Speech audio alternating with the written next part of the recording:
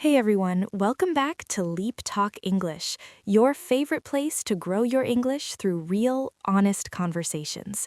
I'm Sophie. And I'm Ryan. And Sophie, before we start today, can I ask you something that sounds simple but really isn't? That already sounds like trouble, but go ahead. Should people follow their dreams or just be practical? Oh, okay, we're going there. We're going there. I love it, because honestly, that question sounds simple when you first hear it. Follow your dreams, be brave, be bold. Everyone loves that answer. Right. It sounds great. It sounds like something you'd put on a motivational poster. Exactly. But then real life shows up, and real life brings bills and responsibilities and family expectations, and suddenly that poster feels a little less helpful. Yes, because one part of you genuinely wants the life you imagined, and another part is quietly whispering, okay, but how exactly is this going to work? And most people never say that second part out loud. No, they just carry it quietly. And I think that's why this topic feels so personal so quickly. A lot of people are living somewhere between those two voices. One voice says, be careful, be sensible, choose the safe path. And the other says, but what about the life you actually wanted? And that second voice doesn't always go away, even when everything looks fine from the outside. Right. Even when your life looks completely normal and stable, a lot of people still carry that quiet question inside. Am I living the life I chose, or just the life I ended up in? And that is exactly where today's conversation begins. So in this episode, we're talking about dreams, practicality, fear, and how to stay honest with yourself without losing touch with real life. We're also asking something deeper. How do you move toward what truly matters to you while still living responsibly in the real world? And we're doing all of that in clear, natural B2 level English. So don't worry if you don't catch every single word. Just stay with us, follow the conversation, and let your English grow naturally as you listen. And at the end of the episode, we'll have our word tour, where we explain the most useful words and expressions from today's conversation. So stay with us for that. And if you enjoy learning English through honest, meaningful conversations, please subscribe and join the LeapTalk English family. We'd also love to hear from you today.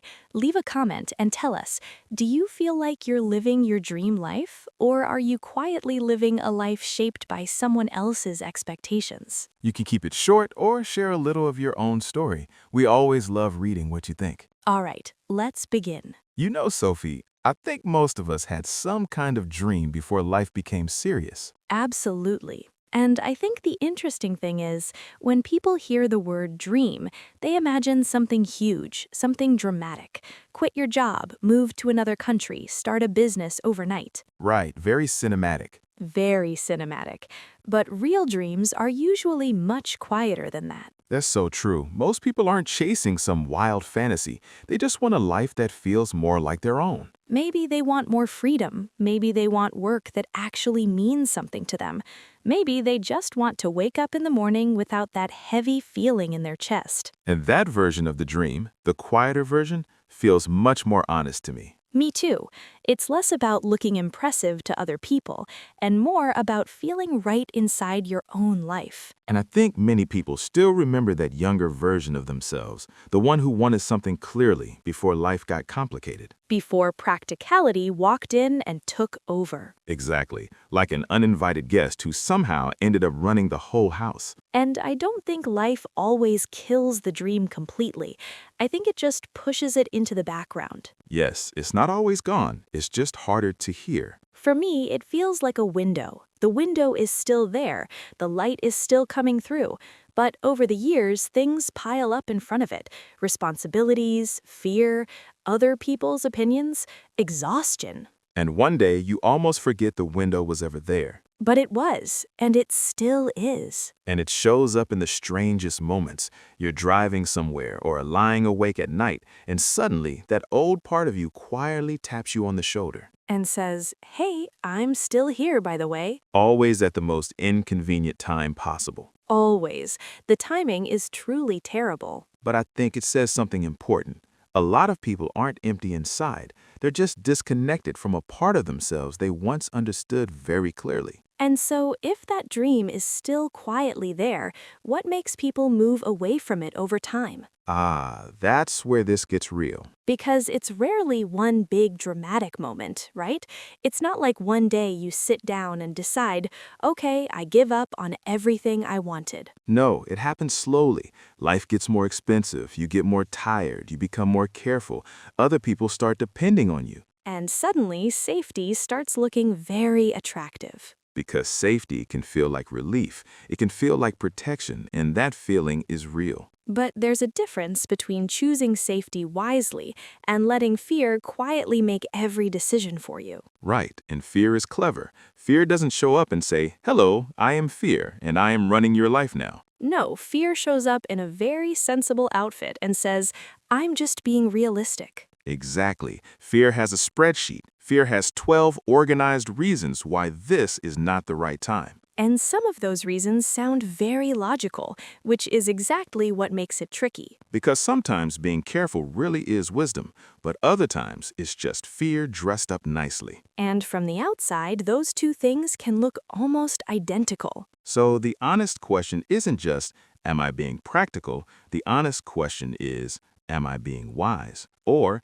am I mainly just protecting myself from discomfort? And I think that question takes real courage to ask yourself. It really does, because fear makes your life smaller, slowly, quietly, without making a big announcement about it. You stop trying things. You stop asking what you actually want.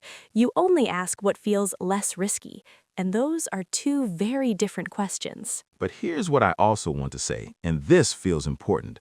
Not every pause is failure. Not every moment of waiting means you've given up. Yes, please let's be clear about that, because I don't want anyone listening to this and thinking, I need to quit everything tomorrow and make some massive dramatic change. Please don't do that based on one podcast episode. We are not responsible for that. We really aren't, because sometimes restraint is actually wisdom. Sometimes the inner voice saying, I want change, but not like this, not from this emotional place, not without any plan. That voice is actually protecting you. Because not every bold move is brave. Sometimes what looks like courage is really just frustration or burnout or strong desire to escape. Running away from one life is not the same as building a better one. Exactly. Real courage is often much less dramatic than people expect. Sometimes it looks like doing one small thing consistently for a very long time. Saving a little money, learning something new, asking better questions, making a little more space for what matters. Slow is not failure. Careful is not failure. Small steps are not failure. What becomes dangerous is when you decide that the deeper part of you simply doesn't matter anymore. And that's where I think the word loyalty becomes really useful. Loyalty? Yes, sometimes a dream doesn't need dramatic action. Sometimes it just needs loyalty, a quiet refusal to forget it completely. I love that, because even if you can't make a huge move today, you can still stay connected to what matters. You can still work towards something meaningful, slowly, honestly. And maybe that's the real goal, not instant transformation, just staying connected to the dream, even when life is complicated. Less movie scene and more actual life. Exactly, because maybe your dream has changed shape over the years. Maybe it became smaller on the outside, but deeper on the inside. Maybe now the dream is simply peace or meaningful work or a life that genuinely feels like yours. And that still counts. It counts deeply. So maybe the real question isn't, should I follow my dream or be practical? Maybe the better question is, how do I stay loyal to what matters to me while still living responsibly in the real world? Dreams and practicality don't have to be enemies. They just need a better relationship. Honestly, that feels like a very good place to pause. Let's slow things down now and look at some of the key words and phrases from today's conversation. Let's start with the word we used early in the conversation, aspiration. An aspiration is a strong hope or ambition, something you truly want for your life or future. For example, her biggest aspiration is to build a life that feels calm and meaningful. Or many people carry aspirations quietly for years. Repeat after us. Aspiration. Aspiration. Next, apprehension. Apprehension means a quiet feeling of worry or fear about what might happen. For example, he felt a lot of apprehension before making a big life decision. Or apprehension often shows up when people want change but fear the risk. Repeat, apprehension. Apprehension. Next, a very useful phrase, play it safe. To play it safe means to choose the safer option in order to avoid risk or trouble. For example, she wanted to try something new but decided to play it safe. Or some people play it safe for so long they forget what they actually want. Repeat, play it safe. Play it safe. Next, restraint.